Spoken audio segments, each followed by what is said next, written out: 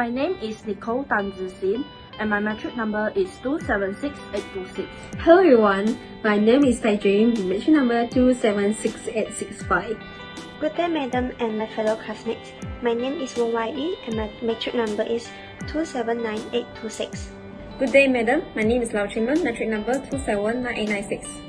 First of all, I would like to talk about what is peaceful settlement of dispute. Peaceful settlement of dispute is a fundamental principle of international law of a peremptory character. It is formulated as such in the UN Charter, Article 2.3, and developed in UNGA Resolution 2625 on principles of international law concerning friendly relations and cooperation among states. First of all, the first case we are about to share with you all is Georgia v. Russian Federation. The Georgia v. Russian Federation case is a case concerning the application of the International Convention on the Elimination of All Forms of Racial Discrimination. This case involves two parties, namely the Georgia and Russia.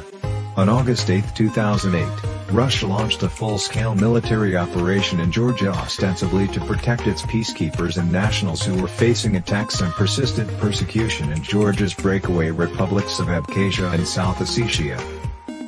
In response, Georgia claimed that Russia had clearly violated the Convention on the Elimination of Racial Discrimination. Hence, the Russian violation of the Convention on Elimination of Racial Discrimination, CERD, was the ground upon which Georgia brought suit against the Russian Federation. The ethnic cleansing in the South Ossetia and Abkhazia regions of Georgia were the allegations Georgia slammed against Russia.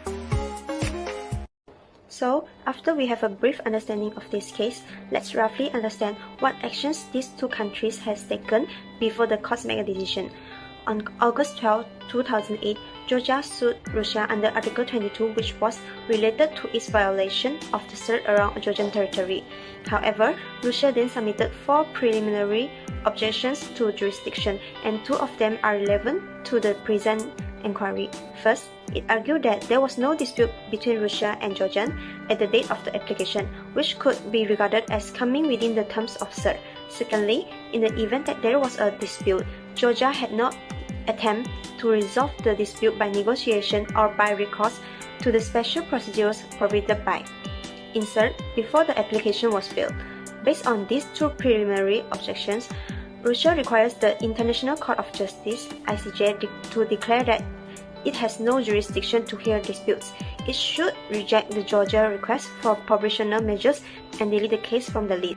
Therefore, before the court makes a judgment, the issue that needs to be considered by the court is, can facts and other provisional measures to protect rights under international treaties without deciding the merits of a dispute be assessed by the International Court of Justice under certain circumstances? Okay, next, let's take a look at what kind of judgment the ICJ has made in this case. So according to the decision made by the ICJ, the answer is yes. In some cases, the ICJ may evaluate facts and other provisional measures to protect rights under international treaties without determining the merits of the disputes. On 15 October in 2008, the ICJ ruled by a vote of 10 to 6 in support of the Russian Federation's second preliminary objections that it has no jurisdiction over the disputes with the Georgia under the CERD.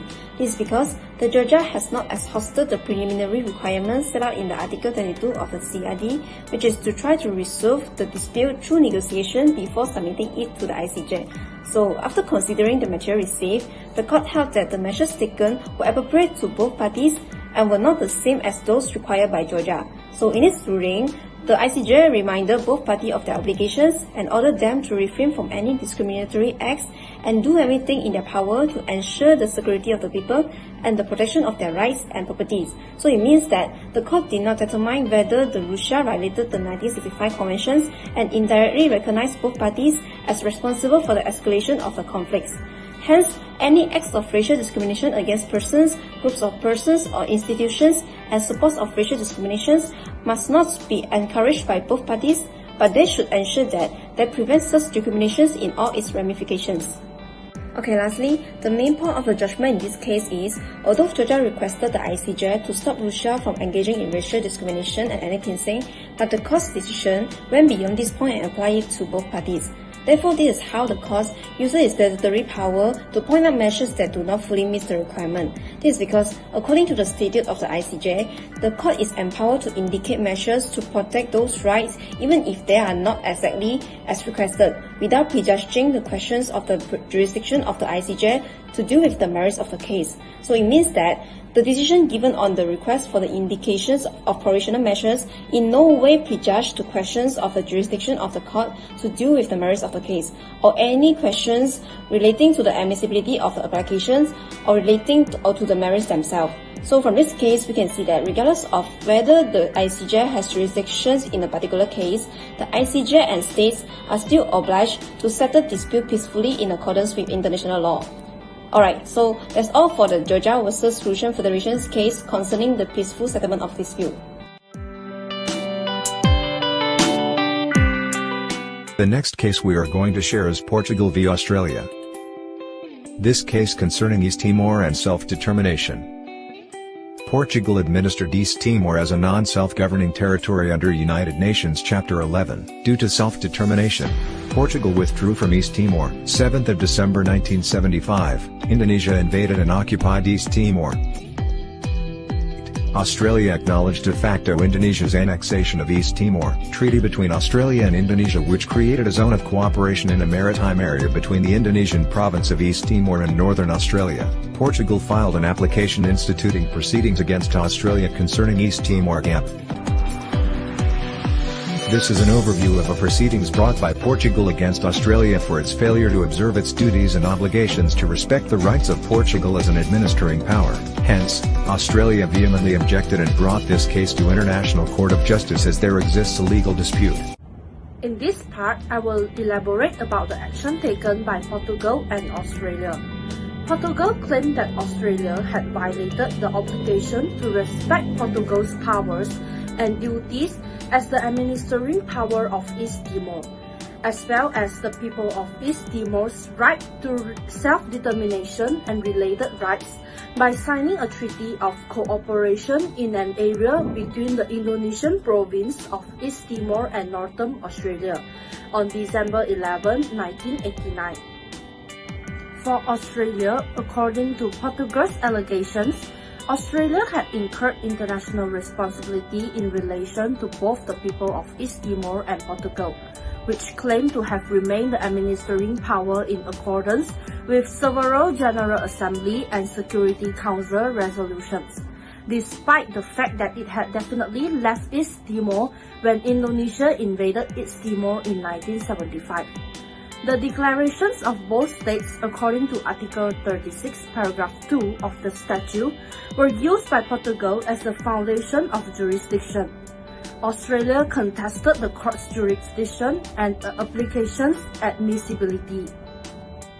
Therefore, in this judgment of the case, the court declared that it did not have the jurisdiction to decide on this case because of a interpretation pertaining to this conflict was who holds the ultimate power to negotiate a treaty concerning East Timor, Indonesia, or the Portugal.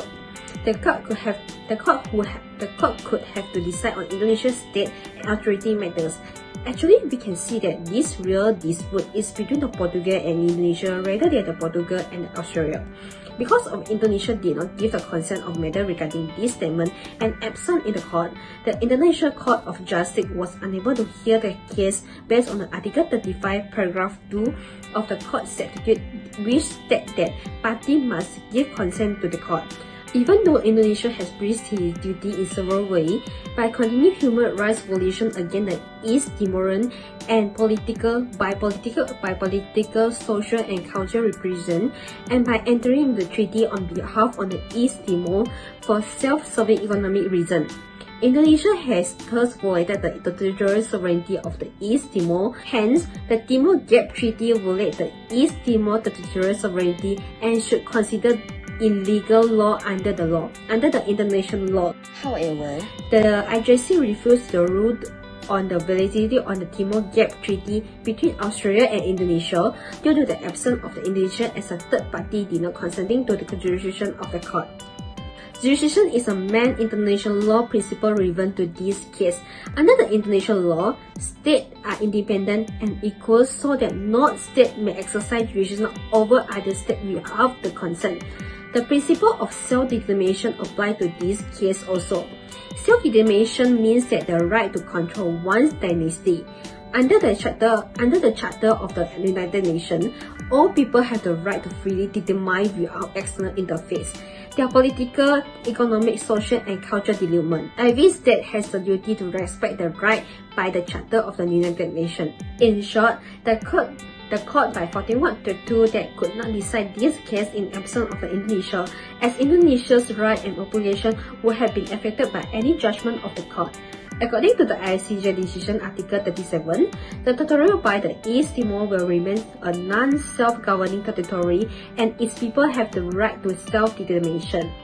So, the main point that should illustrate on this case is consent to the jurisdiction is an important international law principle that decide in this case. Besides, this case gives us a better understanding about the absence of third party in the jurisdiction of the court. In conclusion, based on the above two cases, we can see that the International Court of Justice (ICJ) and states have the obligation to settle disputes peacefully in accordance with international law. Peaceful settlement of disputes is important because it helps to prevent the detrimental effects of unresolved international conflicts and to mitigate the imbalance between stronger and weaker actors by having their disputes settled on the basic rules rather than having power determine the outcome.